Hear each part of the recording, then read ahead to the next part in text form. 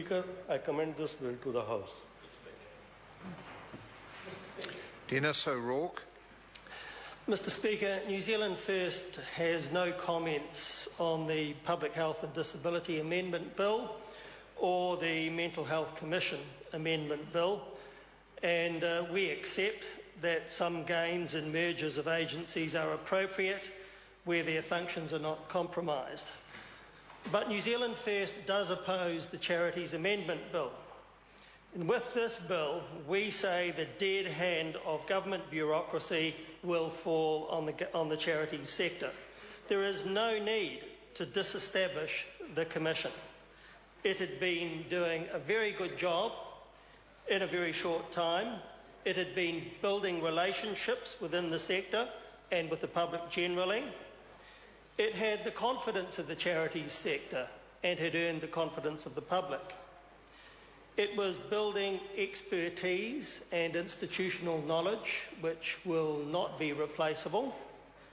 It was providing leadership in the charities sector. It was standing arm's length from the government and its administration.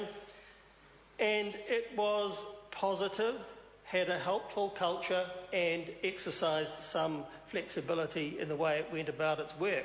To put it in a nutshell, it is a very successful commission in the job that it is doing. There is simply no reason to disestablish it. What is being achieved by that? I see nothing in anything that I have read in the regulatory impact statement or listening to government speakers which would justify it. On the other hand, the Department of Internal Affairs is a quintessential government bureaucracy. As such, it is naturally not good at consultation or public engagement. It will not be as accessible to the public or as approachable to people. It will not be as transparent in its decision making. It would do the job, I'm sure, competently, but it will not provide any encouragement to the development of the charity sector in this country. So again, it's very difficult to see why you would replace the Commission, with that. We are told that the Department of Internal Affairs will be more efficient. In fact, I think the words used were, quote, robust and resilient in one of the reports. I don't really know what that means in this context, but I suppose it is aimed at saving money, and that in itself is not very convincing, because I'm sure it will grow and the savings will disappear over time. But most particularly, I don't think the department would be effective at anything other than reflecting the government policy of the day. That's what normally happens. Whereas if the Commission was to remain, we can be sure that there would be independence, not just as a matter of statement, not just as a matter of intention, but as a matter of culture. And that essentially is the difference between a government department and a commission of this kind. Now, we are told, for example, in section 8.4, that we wouldn't have to worry about independence because the words are there in the statute, that the minister wouldn't have any influence. But what does that really mean? Words in a statute are just that. And again, some ministers may actually abide by that principle, but perhaps others would exercise some interference. And that's the danger that many people see in the bill. And when you look at section 10, you get even less confidence about independence, because section 10 covers the functions of the CEO.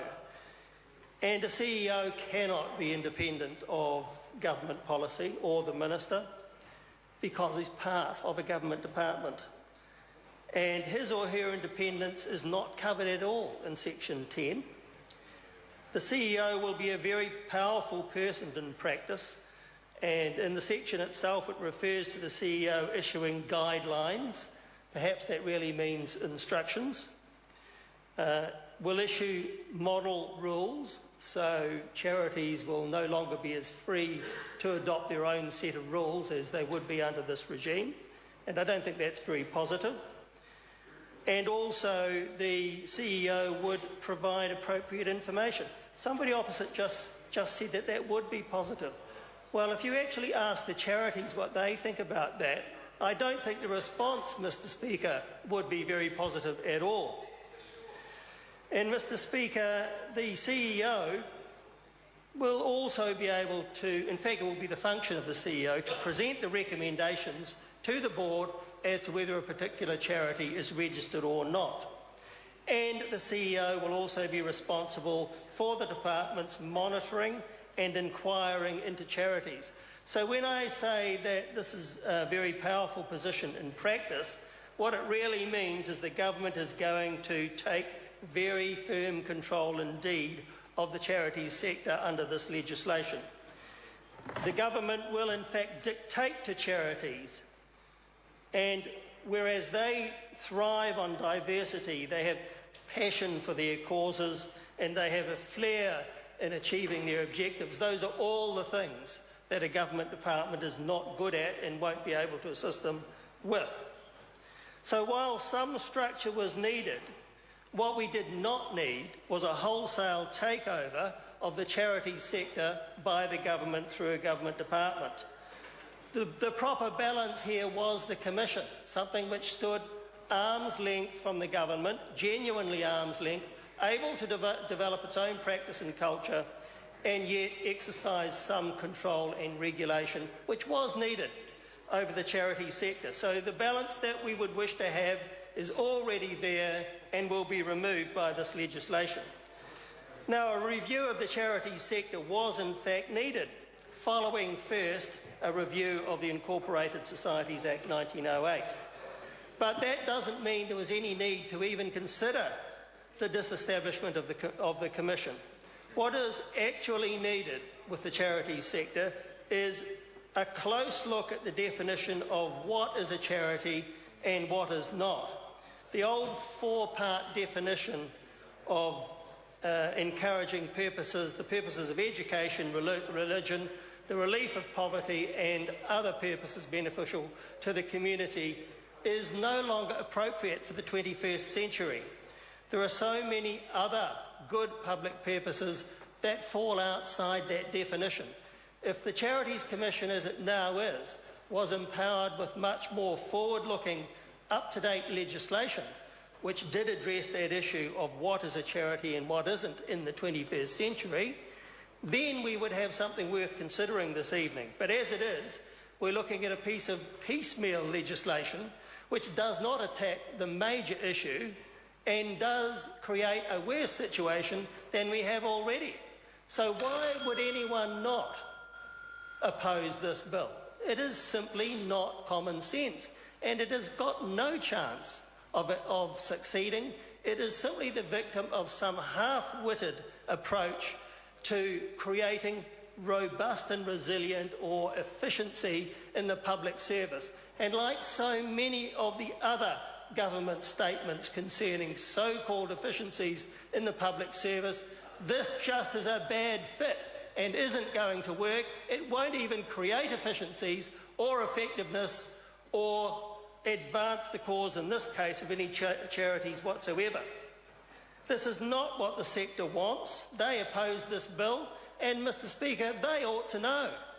And they almost universally oppose it, and for the very good reasons which I and others have mentioned. So for that reason, New Zealand First will certainly be opposing this third part of this bill relating to the charity sector. It's just bad legislation. Mr. Speaker. Dr. Cam Calder. Thank you, Mr. Speaker. It's a great pleasure to rise and take a very brief call on the Crown Entities Reform Bill. Well, at this stage, the committee stage, has been divided into three: the Public Health Disability Amendment Bill, the Mental Health Commission Amendment Bill, and